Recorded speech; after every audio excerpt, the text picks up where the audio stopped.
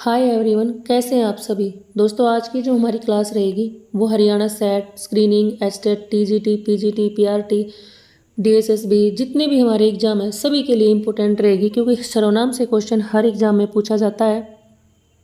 और मेरी पिछली वीडियो पर एक दो कमेंट आए थे कि मैम हरियाणा के लिए जो हरियाणा सेट का एग्ज़ाम होगा उसके लिए हिंदी की व्याकरण करवा दो। तो देखो, जो मैं करवा रही हूँ ना, इसी में से क्वेश्चन पूछे जाएंगे।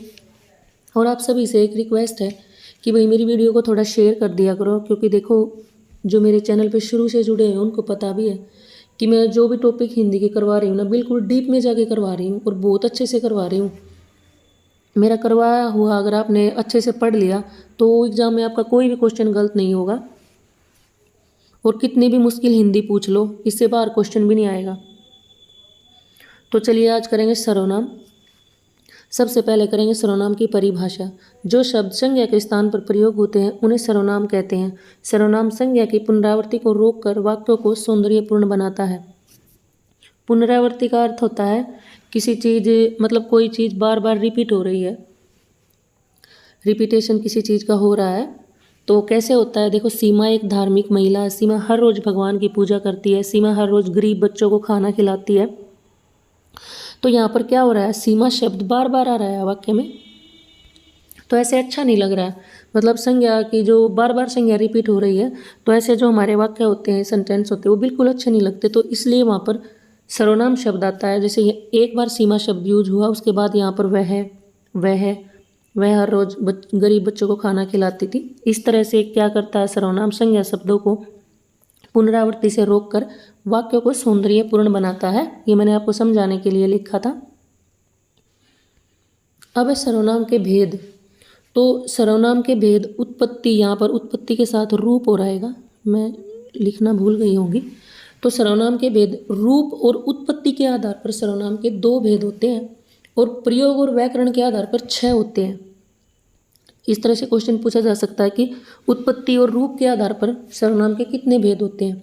तो 2 होते हैं। और आजकल आप जितने भी हरियाणा के एग्जाम दे रहे हो, आपने देखा सभी में हिंदी बहुत ज़्यादा टफ डाल रहे हैं। कौन कौन से होते हैं, एक तो मौलिक या मूल सर्वनाम होता है, मौलिक को ही हम मूल बोलते हैं। दूसरा यौगिक सर्वनाम। मूल सर्वनाम से क्वेश्चन पूछे जाते हैं, किसे कहते हैं, मौलिक सर्वनाम या मूल सर्वनाम। तो सर्वनाम का जिस रूप में, ये मैं और जन्म को अलग कर लेना भाई, सर्वनाम का जिस रूप में जन्म हुआ है उसे हम मौलिक सर्वनाम कहते हैं और इनकी संख्या 11 होती है। यहाँ से क्वेश्चन बनता है कि मूल जो सर्वनाम होते हैं उनकी संख्या कितनी होती है सर्वनामों की, तो 11 होती है। और मूल की जगह हो सकता है मौलिक भी मिल जाए। तो ये आप याद रखना कि मौलिक को ही हम मूल बोलते हैं। और कौन कौन से हैं वो 11, मैं, तू, आप, यह, वह, जो, सो, कौन, क्या, कोई एवं कुछ। ये 11 शब्द जो हैं ये मूल सर्वनाम है।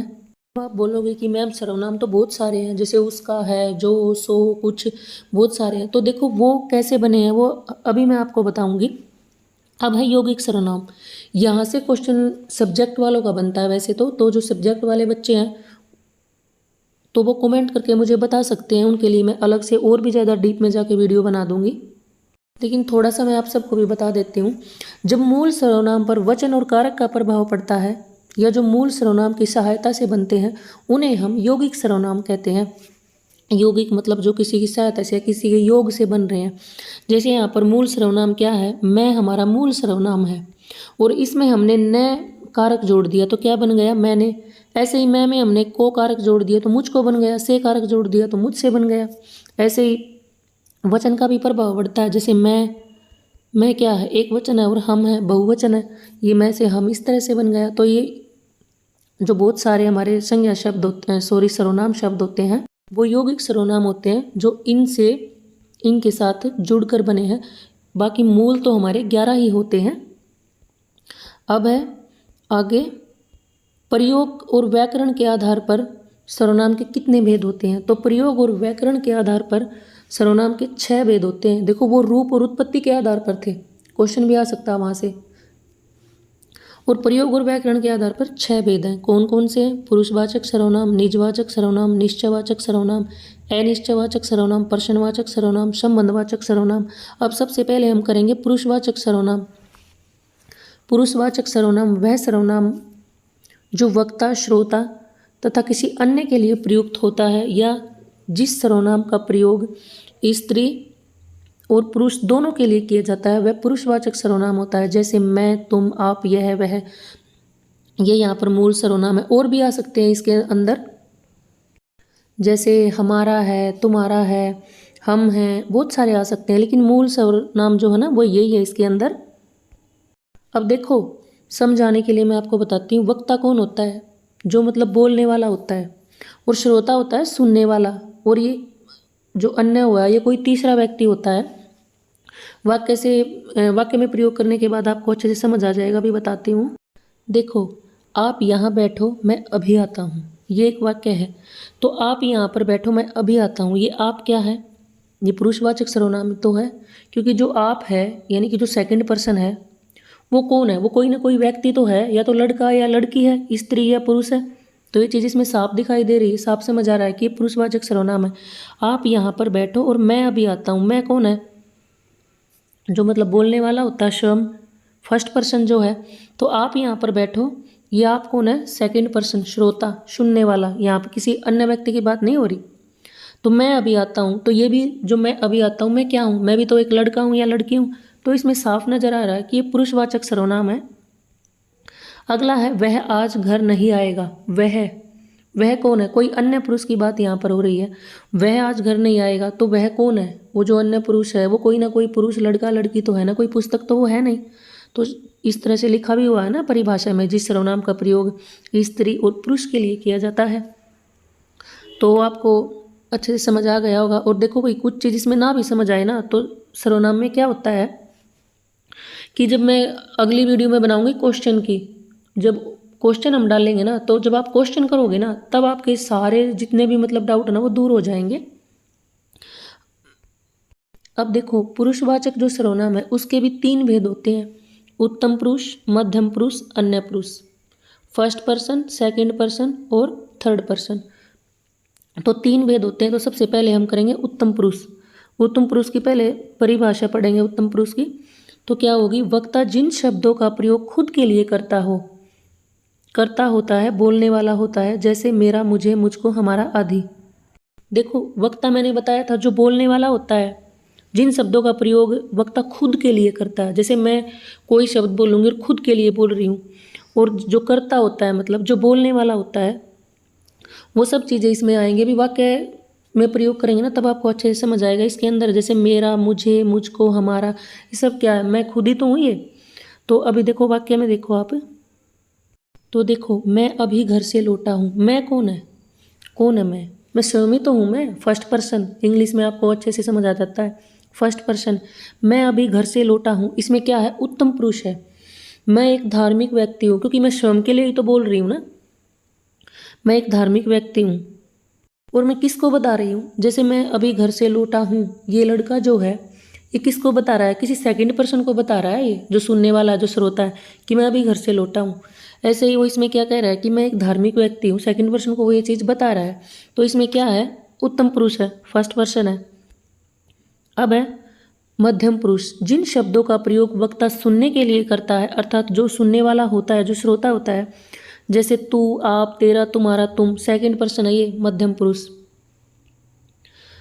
अब वाक्य में प्रयोग करने से अच्छे से समझ आएगा। देखो, तुम बहुत अच्छी हिंदी बोलते हो। तो जो फर्स्ट पर्सन है वो क्या कह रहा है सेकंड पर्सन को कि तुम बहुत अच्छी हिंदी बोलते हो। तो तुम कौन है इसमें? यहाँ पर कौन है? तुम सेकंड पर्सन है, तो अलग से ही दिख रहा है कि इसमें मध्यम पुरुष है, क्योंकि मध्यम पुरुष में ही तो तू, आप, तेरा, तुम्हारा, ये सब तुम, ये आपको याद रखने पड़ेंगे, याद करने पड़ेंगे कि इसमें कौन कौन से जो है ना सर्वनाम शब्द आते हैं। इस तरह से तब आप कर पाओगे। अगला वाक्य है, आपके सहयोग के बिना मैं कुछ नहीं कर पाऊंगा। तो इसमें क्या है? इसमें 2 सर्वनाम है। अब इसमें आप आंसर कैसे निकालेंगे अगर एग्जाम में आ जाए? इस पे आपको रेखांकित मिलेगा, जैसे इसके नीचे ऐसे रेखांकित कर देंगे वो कि इसमें बताओ कौन सा सर्वनाम है।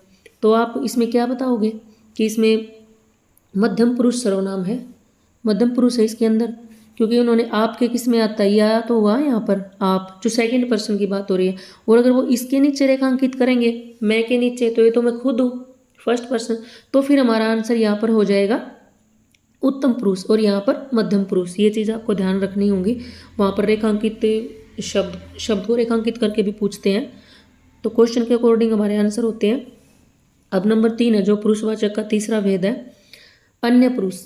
जिन शब्दों का प्रयोग वक्ता एवं बात सुनने वाला किसी तीसरे व्यक्ति या वस्तु के लिए करते हैं उन्हें हम अन्य पुरुष कहते हैं। जैसे वह, यह, मूल शब्द, ये मूल सर्वनाम, इसमें आपके वे, ये, ऐसे बहुत सारे हो सकते हैं। तो वाक्य में प्रयोग करने के बाद ही पता चलता है जो ये अन्य पुरुष कौन है, जो थर्ड पर्सन है। मतलब जैसे मैं आपसे बात कर रही हूँ फर्स्ट पर्सन आपसे, मध्यम पुरुष से, और आपसे मैं बात किसकी कर रही हूँ, किसी तीसरे व्यक्ति की, तो ये वही व्यक्ति है अन्य पुरुष। तो वह आज स्कूल नहीं आएगा, वह कौन है, कोई तीसरा अन्य व्यक्ति तो है। जैसे मैं आपसे बोल रही हूँ कि भाई वह आज स्कूल नहीं आएगा, तो मैं आपसे बात कर रही हूँ सेकंड पर्सन से, लेकिन बात किसकी हो रही है यहाँ पे, किसी तीसरे व्यक्ति की हो रही है। ये वह आ तो गया, यहाँ पे मैंने लिखा हुआ है, तो इसमें अन्य पुरुष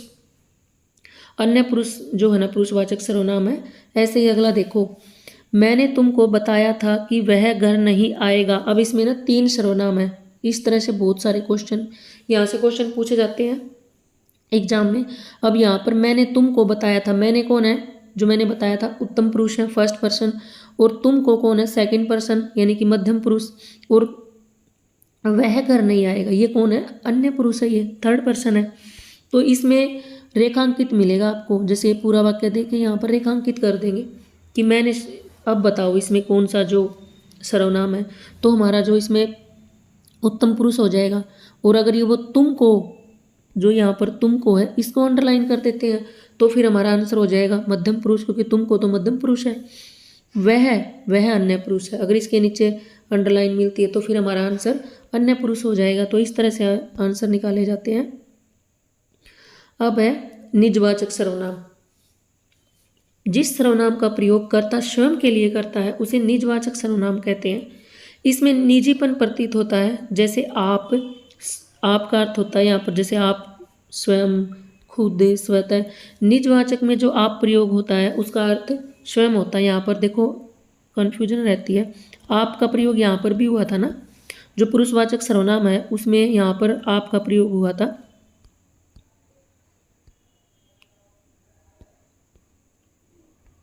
देखो मध्यम पुरुष में भी आप का प्रयोग हुआ, जो पुरुषवाचक सर्वनाम है इसमें भी आप आया हुआ है मध्यम पुरुष में। और अब जो निजवाचक सर्वनाम है उसमें भी आप आया। अब इसमें हमें फ़र्क कैसे पता चलेगा एग्जाम में, तो वो जो आप है जो पुरुषवाचक में है वो आप है कोई दूसरा सेकंड पर्सन, मध्यम पुरुष है वहाँ पे आप, जब वहाँ पर हम किसी सेकंड पर्सन की बात कर रहे हैं।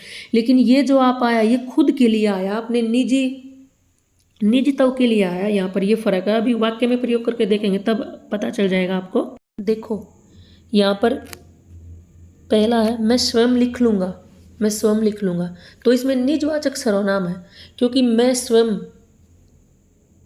लिख लूँगा, मैं खुद कर लूँगा। तो अभी बताया तो था ना ये आप यहाँ पर निजता के लिए है, तो इसमें निजवाचक सर्वनाम है। तुम अपने आप चले जाना, देखो ये आप और आप में क्या फ़र्क है, मैं एक बार यहाँ पर लिख देती हूँ। देखो एक ये वाक्य है आप कितने सुंदर हो, तो यहाँ पर किसकी बात हो रही है, सेकंड पर्सन की बात हो रही है ना। मैं जिसको बोल रही हूँ, जो मेरे सामने व्यक्ति खड़ा है, मैं उसको बता रही हूँ कि आप कितने सुंदर हो। जो मतलब आप शब्द मैं आदर के लिए यूज कर रही हूँ वहाँ पर, तो ये आप है, ये जो पुरुषवाचक सर्वनाम के अंदर आता है मध्यम पुरुष में, ये आप है दूसरे व्यक्ति के लिए। और यहाँ पर जो आप है तुम अपने आप चले जाना, यहाँ पर निजता के लिए आप आया है। मतलब तुम जो मेरे सामने खड़ा है, मैं उसको क्या बोल रही हूँ, तुम अपने आप चले जाना, मतलब वो जो मेरे सामने खड़ा व्यक्ति वो अपने आप जाएगा, वो खुद जाएगा, मतलब स्वयं जाएगा, निजीपन आ रहा है इसमें। तो ये फ़र्क है, इसमें आपका निजवाचक सर्वनाम है और आप कितने सुंदर हो इसमें पुरुषवाचक सर्वनाम है, और पुरुषवाचक में भी मध्यम पुरुषवाचक सर्वनाम है। तो ये इनमें फ़र्क है, आपको अच्छे से समझ आ गया होगा। वहाँ आप दूसरे के लिए है और इसमें आप हमारे खुद के लिए है। वह स्वयं गाड़ी चला सकती है, मतलब निजीपन की बात तो आ गई ना, वह जो लड़की है लड़का जो भी है वो स्वयं गाड़ी चला सकती है। तो आ गया होगा आपको समझ में ये भी। अब निश्चयवाचक सर्वनाम। जिस सर्वनाम से किसी वस्तु, व्यक्ति या पदार्थ के विषय में निश्चित ज्ञान प्राप्त हो उसे हम निश्चयवाचक सर्वनाम कहते हैं। जैसे यह, वह, देखो वाक्य में प्रयोग करने के बाद ये सर्वनाम अच्छे से समझ आते हैं। देखो इसमें परिभाषा में क्या लिखा हुआ है कि मतलब जिस चीज़ का हमें निश्चित ज्ञान हो, पक्का हो हमें उसका ज्ञान, जैसे यह किताब गीता की है, तो यहाँ पर यह बात निश्चित है कि यह किताब किसकी है, गीता की है। वह लड़का कल नहीं आएगा। अब इसको याद रखने की ट्रिक क्या है, देखो निश्चयवाचक सर्वनाम में है ना, आपको सर्वनाम जो आपके होंगे ना, जैसे यह है, वह है, इनके साथ आपको संज्ञा शब्द जरूर मिलेगा, संज्ञा शब्द मिलेगा। देखो किताब संज्ञा है, लड़का संज्ञा है, तो संज्ञा के बिल्कुल पहले जो शब्द आएंगे ना सर्वनाम के, उसमें निश्चयवाचक सर्वनाम होगा। और यहाँ पर आप देख भी सकते हो, यह सर्वनाम है और इसके साथ संज्ञा आई है, वह सर्वनाम उसके साथ लड़का आया है, वह लड़का कल नहीं आएगा। और ये बात यहाँ पर निश्चित है, क्योंकि देखो अगर हम वह को यहाँ पर हटा देते हैं, लड़का कल नहीं आएगा, हमें क्या पता भाई कौन लड़का नहीं आएगा। ऐसे ही किताब गीता की है, यह को हटा दो, समझाने के लिए बता रही हूँ मैं आपको। किताब गीता की है, भाई कौन सी किताब है गीता की, ये तो नहीं पता ना, तो ये हमें इसी सर्वनाम शब्द ने बताइए, यह किताब गीता की है। और इसमें एक चीज़ ये भी बता देती हूँ कि इन दोनों में सार्वनामिक विशेषण भी है। जो निश्चयवाचक सर्वनाम होते हैं ना, वही हमारे सार्वनामिक विशेषण भी होते हैं, लेकिन वहाँ हमें आंसर क्वेश्चन के अकॉर्डिंग देना पड़ता है। साथ में बता देती हूँ यहीं पर कि सार्वनामिक विशेषण सबसे ज़्यादा पूछा जाता है, एचसेट वालों से तो बहुत ज़्यादा पूछा जाता है कि सार्वनामिक विशेषण किस वाक्य में है। तो जो भी वाक्य है ना, अगर उसमें संज्ञा से जस्ट पहले सर्वनाम आता है ना, तो उस वाक्य में सार्वनामिक विशेषण होता है। अब देखो संज्ञा है किताब और लड़का, और दोनों से पहले सर्वनाम आया, तो ये सार्वनामिक विशेषण भी है और निश्चयवाचक सर्वनाम भी है। जैसे वह पुस्तक बहुत अच्छी है, तो पुस्तक से पहले सर्वनाम आ गया, सार्वनामिक विशेषण है। अब देखो कुछ बच्चों को पुरुषवाचक सर्वनाम और निश्चयवाचक सर्वनाम में बहुत ज़्यादा कम फर्क लगता है, लेकिन वो भी मैंने यहाँ पर बताया है। पुरुषवाचक जो सर्वनाम है, यह अभी घर से लौटा है, ये हमारा पुरुषवाचक सर्वनाम है। यह मतलब जो थर्ड पर्सन है उसका इसमें यूज हुआ है, यह अभी घर से लौटा है, तो इसमें पुरुषवाचक सर्वनाम है। और यह वह तो यहाँ पर भी आ रहे हैं, लेकिन इनमें फ़र्क क्या है, इनमें फ़र्क ये है कि यहाँ पर जो हमारा सर्वनाम शब्द है, इसके जस्ट बाद संज्ञा नहीं आई है, जबकि निश्चयवाचक में सर्वनाम के बाद संज्ञा आएगी। ये इनको पहचानने का तरीका है। अगला है अनिश्चयवाचक सर्वनाम। जिस सर्वनाम से किसी वस्तु या पदार्थ के विषय में निश्चित ज्ञान नहीं हो, उसे हम अनिश्चयवाचक सर्वनाम कहते हैं। जैसे कोई, कुछ, बहुत सारे शब्द हो सकते हैं, कुछ, कोई, कौन, किसने, किन्हीं, जहाँ, वहाँ, लेकिन मूल शब्द यही है, मूल सर्वनाम। लेकिन आपको आंसर निकलेगा आपका वाक्य में प्रयोग करने के बाद ही, और वाक्य में प्रयोग करके ही पूछते हैं एग्जाम में भी। तो आपके घर कोई आया है, दादाजी कुछ लेकर आए। अब इन दोनों वाक्यों में अनिश्चयवाचक सर्वनाम है, अलग से दिखाई दे रहा है। देखो आपके घर कोई आया है, और कोई क्या है, अनिश्चयवाचक, क्योंकि इसमें क्या बताया गया परिभाषा में कि जो वस्तु है, पदार्थ है, हमें उसके बारे में निश्चित ज्ञान नहीं है, लेकिन थोड़ा थोड़ा ज्ञान तो है ना। आपके घर कोई आया है, मतलब कोई तो जरूर आया, लेकिन ये तो नहीं पता ना कि कौन आया है।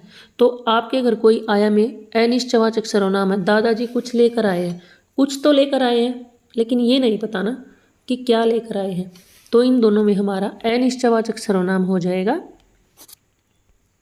बहुत सारे वाक्य हो सकते हैं, जैसे मैंने उसको कुछ पैसे दे दिए। अब कुछ पैसे दे दिए तो नहीं पता ना कि कितने दे दिए, तो अनिश्चयवाचक सर्वनाम है। अब है पर्सनवाचक सर्वनाम। जिस सर्वनाम में किसी पर्सन का बोध हो, इस पर्सन को, इसको वही परिभाषा को थोड़ा ठीक कर लेना। जिस सर्वनाम में किसी, ये पर्सन यहाँ पर गलत लिखा हुआ है, ठीक ही है। जिस सर्वनाम में किसी पर्सन का बोध हो, या ये जी यहाँ पे से नहीं लिखा मैंने, बोध हो, या जिस सर्वनाम का प्रयोग पर्सन करने के लिए किया जाता है, उसे हम पर्सनवाचक सर्वनाम कहते हैं। जैसे कौन, क्या, मूल सर्वनाम इसके अंदर यही आते हैं, कौन और क्या। बाकी और भी आते हैं, जैसे कहाँ, कब, किसने, तो वो सब इनके यौगिक रूप है, जो मैंने पहले बताया था कि मूल स्वर के अंदर जो जुड़कर बनते हैं यौगिक सर्वनाम। तो वाक्य में प्रयोग कैसे कर रहे हैं, तुम्हारे घर कौन आया था, तुम्हारे घर कौन आया था, ये हम पूछ रहे हैं किसी से, हमारा प्रश्न है कि तुम्हारे घर कौन आया था। यहाँ पर पीछे लगा भी हुआ है प्रश्नवाचक चिन्ह। आगे तुमने आज क्या खाया था। और देखो इस कौन का जब हम आंसर देंगे तो वो संज्ञा में आएगा। देखो तुम्हारे घर कौन आया था, तुम्हारे घर लड़का आया था, लड़की आई थी, या गीता आई थी, सीता आई थी, सचिन आया था, तो हमारा आंसर संज्ञा में होता है। तुमने आज क्या खाया था, फल खाया था, तो आंसर हमारा संज्ञा में ही निकलता। तो इन दोनों में प्रश्नवाचक जो है ना सर्वनाम है। अब है संबंधवाचक सर्वनाम। जिस सर्वनाम का प्रयोग किसी शब्द या वाक्य का किसी अन्य शब्द या वाक्य से संबंध जताने के लिए किया जाता है उसे संबंधवाचक सर्वनाम कहते हैं। जैसे जो, सो, जिसे, जिसका। अब वाक्य में प्रयोग कैसे करेंगे। वह लड़का जिसकी यह किताब है कल आया था। जो करेगा सो भरेगा, जो जागेगा वो पाएगा। तो देखो वह लड़का जिसकी यह किताब है कल आया था, तो यहाँ पर संबंध स्थापित हो रहा है ना। जो लड़का, जिस लड़के की वह किताब है वो कल आया था, तो इन दोनों में संबंधित तो है। जो करेगा, यहाँ पर जो और सो का संबंध है। जो करेगा सो भरेगा, क्योंकि जो करेगा ना वही भरेगा, हम नहीं भरेंगे। जो जागेगा वो पाएगा, जो जागेगा वो पाएगा। इनमें भी जो में और वो में संबंध स्थापित हो रहा है, तो यहाँ पर संबंधवाचक सर्वनाम है। देखो यहाँ पर मैं आपको एक चीज़ बताना भूल गई थी अन्य पुरुष के बारे में। अन्य पुरुष के बारे में तो मैंने बता दिया था, लेकिन इसमें एक चीज़ और, जैसे यहाँ पर ये 2 वाक्य तो मैंने आपको बता दिए थे, इसमें एक चीज़ और ऐड होती है। सभी संज्ञा होते हैं ना, मतलब जितने भी संज्ञा में नाम होते हैं ना, वो भी अन्य पुरुष के अंदर ही जाते हैं। देख जैसे मैं एक वाक्य में प्रयोग करके आपको बता देती हूँ। सीता आज स्कूल नहीं आएगी। सीता आज स्कूल नहीं आएगी, तो इसमें भी तो हमारा अन्य पुरुष ही है ना, क्योंकि सीता आज स्कूल नहीं आएगी। मैं आपको बता रही हूँ ये बात, आप मेरे श्रोता हो, मैं करता हूँ, वक्ता हूँ, मैं आपको बता रही हूँ कि सीता आज स्कूल नहीं आएगी, तो इसमें वह तो नहीं है और ना ही यहाँ पर यह है, तो जरूरी थोड़ी यह वह वाले वाक्य ही हमारे अन्य पुरुष में होंगे। सीता भी तो हमारे लिए कोई अन्य ही है ना। मैं आपके सामने किसी तीसरी व्यक्ति की बात कर रही हूँ, किसी तीसरे व्यक्ति की, सीता की। सीता आज स्कूल नहीं आएगी, तो इसमें भी हमारा अन्य पुरुष है। तो जितने भी संज्ञा में नाम होते हैं वो सभी अन्य पुरुष के अंदर ही आते हैं। जैसे सचिन आज स्कूल नहीं आएगा, विकास आज स्कूल नहीं आएगा, बहुत सारे वाक्य हो सकते हैं। तो देखो भाई, मैंने अपनी तरफ से पूरी कोशिश की आपको समझाने की, फिर भी आपका कोई रह गया हो कोई भी कुछ भी इसमें से, तो आप मुझे कमेंट में बता देना, मैं फिर से बता दूंगी। और इससे अगली वीडियो आएगी सर्वनाम से जितने भी आपके क्वेश्चन बनते हैं, क्योंकि वहीं से आपको अच्छे से समझ में आएगा जो कुछ आपका रह गया होगा। और सब्जेक्ट वालों के लिए एक क्लास में अलग से डालूंगी, और इनके यौगिक रूप कौन कौन से हैं वो सब्जेक्ट वालों से पूछते हैं, वो भी मैं एक वीडियो ज़रूर डालूंगी इसमें। अगर आपको किसी स्पेशल टॉपिक के ऊपर वीडियो चाहिए तो आप कमेंट बॉक्स में बता सकते हो।